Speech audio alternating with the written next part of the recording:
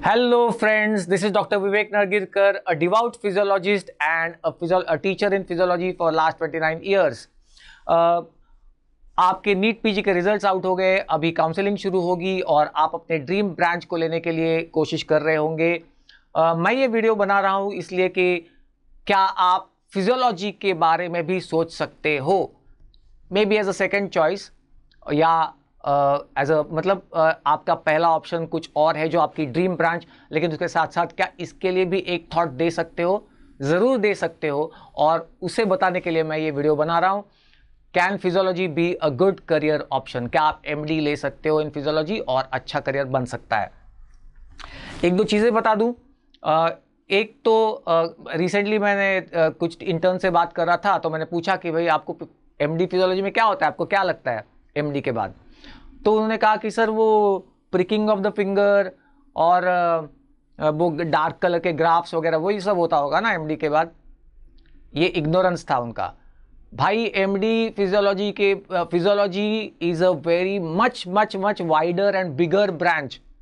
आप जो देख रहे हो वो सिर्फ आपके फर्स्ट ईयर के प्रैक्टिकल के प्रिज्म से उतना ही आपको पता है कि यही फिजियोलॉजी होती है। नहीं, इससे बहुत ज़्यादा है फिजियोलॉजी में।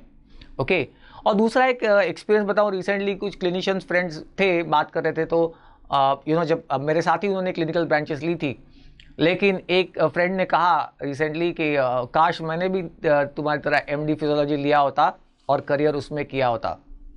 ये एक तरीके से एक सबूत है, गवाही है कि भाई मतलब वो इस तरफ देख रहा था कि एक एमडी फिजियोलॉजिस्ट भी एक करियर बना सकता है, डिसेंटली सक्सेसफुल करियर हो सकता है इसमें।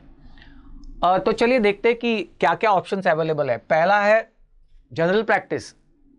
आप कहोगे कि सर जनरल प्रैक्टिस तो वैसे भी अवेलेबल है ना एमबीबीएस के बाद, तो और 3 साल क्यों डाले इसमें?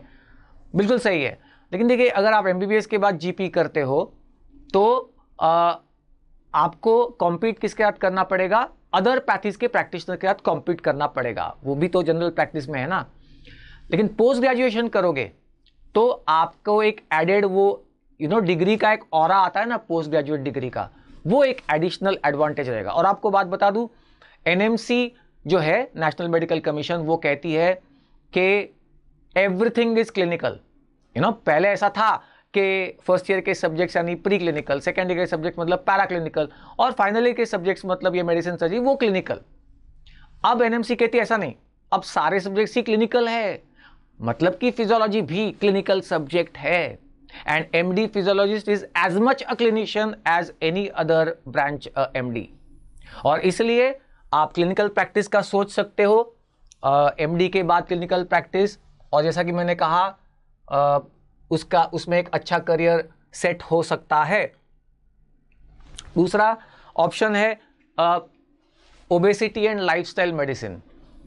ये मैंने खुद मेरा ओबेसिटी क्लिनिक रहा है, और एक सक्सेसफुल ओबेसिटी क्लिनिक मैंने चलाया है काफ़ी सालों तक, और जिम क्लिनिक, उसमें फिजियोथेरेपिस्ट, न्यूट्रिशनिस्ट, ऐसा सब एक पूरा सेटअप। लेकिन इवेंचुअली मुझे ऐसा एहसास हुआ कि मेरा टीचिंग और रिसर्च में ज़्यादा पैशन है, और इसलिए मैंने थोड़ा उस तरफ अपना करियर डेविएट कर लिया। खैर, ओबेसिटी क्लिनिक ये एक ऑप्शन अच्छा हो सकता है।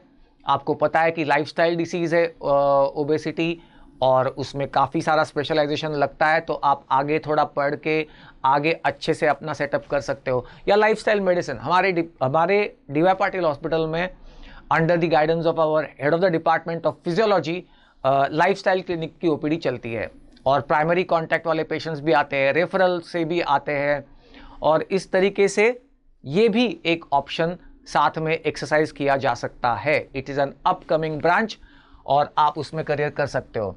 फिर तीसरा है, इसके लिए आपको थोड़ा सा आगे पढ़ना पड़ेगा, डीएम, पीएचडी या फेलोशिप्स।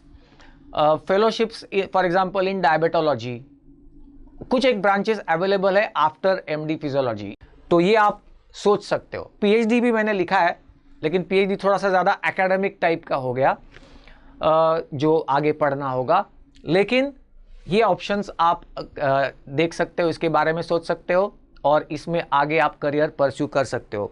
उसके अलावा एविएशन, आपको पता है रिसेंट टाइम्स में India is making a rapid progress in aviation medicine. तो स्पेस के लिए काफ़ी स्पेस अवेलेबल है, यानी स्पेस में करियर बनाने के लिए काफ़ी स्पेस अवेलेबल है, क्योंकि आपको पता है स्पेस में फिजियोलॉजी चेंज हो जाती है, अल्टर हो जाती है ज़ीरो ग्रेविटी में, और उसका एक स्पेशलाइज्ड ज्ञान फिजियोलॉजिस्ट को होता है। और एमडी फिजियोलॉजी के बाद आप बेंगलोर या जहाँ पे ये एविएशन का ज़्यादातर हब है वहाँ पे आपको अच्छे पैकेजेस मिल सकते हैं। Sports and exercise science, you know, Olympics हुआ, क्रिकेट हुआ, और भी स्पोर्ट्स अपकमिंग है, तो इनमें एक्सरसाइज एंड स्पोर्ट्स फिजियोलॉजिस्ट की ज़रूरत पड़ती ही रहती है। वैसे तो वहाँ पे ऑर्थोपेडिक्स है, फिजियोथेरेपिस्ट है, लेकिन फिजियोलॉजी का अपना एक रोल है, क्योंकि एथलीट का परफॉर्मेंस नेचुरली कैसे आप एनहांस कर सकते हो फिजियोलॉजिकली, तो ये एक फिजियोलॉजिस्ट ही बेस्ट बता सकता है, और एमडी फिजियोलॉजी के बाद इसमें स्कोप है। इसके अलावा रिप्रोडक्टिव हेल्थ, मैं उदाहरण दे सकता हूँ, डॉक्टर गिरीश करमरकर मेरा बेस्ट फ्रेंड, और थाने में रिप्रोडक्टिव हेल्थ का क्लिनिक उन्होंने एमडी फिजियोलॉजी किया, और उसके बाद पहले कुछ और एक्स्ट्रा लर्निंग किया इस फील्ड में, और उसके बाद नाउ उन्होंने सेटअप किया clinic. He is a successful reproductive health physiologist. उसमें कुछ टेक्निक्स भी रहते हैं, कुछ ट्रीटमेंट्स होती है, तो ये सब उसमें आता है। और ये जैसा कि मैंने कहा कि ये मैं ऐसे हवा में बात नहीं कर रहा हूँ कि ये कर सकते हो, वो कर सकते हो, ये सब किया हुआ है लोगों ने एमडी फिजियोलॉजी के बाद, और अच्छे करियर्स किए हुए हैं। टीचिंग एंड रिसर्च, अगर आप में टीचिंग का पैशन है तो आप इसके बारे में सोच सकते हो। देखिए, बहुत सारे मेडिकल कॉलेज ओपन हो रहे हैं इंडिया में, तो आगे चल के ऐसा टाइम आने वाला है कि डिमांड ज़्यादा है और सप्लाई कम है, तो ऐसा होगा कि कॉलेज आपको मैनेजमेंट्स जो है वो अच्छे सैलरी पैकेजेस ऑफर करेंगे और इनवाइट करेंगे कि आप आइए ज्वाइन करिए, ये पॉसिबल है। ओके, तो teaching in the medical college, of course इसके लिए टीचिंग का तो एक थोड़ा सा वो फ्लेयर चाहिए, अगर वो है तो आप सोच सकते हो मेडिकल कॉलेज में टीचिंग। उसके अलावा रिसर्च जो है, जो उसके साथ साथ ही आता है, और teaching in the various institutes also, online and offline coaching platforms है। मैंने खुद आपको मतलब अगर आप में से कोई लोग मुझे जानते होंगे, एक आध को छोड़ के मैंने बाकी सारे ऑनलाइन और ऑफलाइन कोचिंग में टीचिंग किया हुआ है, और वो अच्छे पैकेजेस ऑफर करते हैं, तो मतलब कि इसमें भी एक करियर बनाया जा सकता है। नीट पीजी के लिए एंट्रेंस के लिए जो कोचिंग प्लेटफॉर्म्स है, मैंने पहला लेक्चर उसमें 1998 में लिया था, और आज तक नीट पीजी में मैं पढ़ाता हूँ, और एक अच्छा करियर इसमें बन सकता है, ये मैं खुद मतलब एज ए एविडेंस बता सकता हूँ आपको। और उसके अलावा लास्ट ऑप्शन जो है वो एक्चुअली बोर्ड पे दिख नहीं रहा, वो है इलेक्ट्रोफिजियोलॉजी। इलेक्ट्रोफिजियोलॉजी ये थोड़ा सा फैंसी नेम लग रहा है इस वक्त, और हाँ वैसा है भी कि थोड़ा सा अभी इसमें स्कोप धीरे धीरे डेवलप हो रहा है। क्या आता है इसमें, आपको एग्जांपल दूं, my father in law was getting operated upon, उनकी सर्जरी हो रही थी, कार्डियक सर्जरी, और पेसमेकर इम्प्लांट करना था। तो उस वक्त ओटी में कौन कौन मौजूद थे? कार्डियोथोरेसिक सर्जन थे, और बाकी दूसरे डॉक्टर्स थे, बाकी स्टाफ था, लेकिन एक इलेक्ट्रोफिजियोलॉजिस्ट प्रेजेंट था जिसने एमडी फिजियोलॉजी किया है, उसके बाद थोड़ा इलेक्ट्रोफिजियोलॉजी लर्न किया है। क्योंकि आपको पता है cardiac electrical potentials is a very specialised understanding जो एक फिजियोलॉजिस्ट के पास है। तो ये एक ब्रांच है जिसको इंडिया में और अब्रॉड में काफ़ी सारा स्कोप अभी भी है, और आने वाले ईयर्स में आने वाला है। This is not a branch in some, मतलब कोई हाइपोथेटिकल ब्रांच ऐसा नहीं है, ये ब्रांच एक्चुअली अवेलेबल है।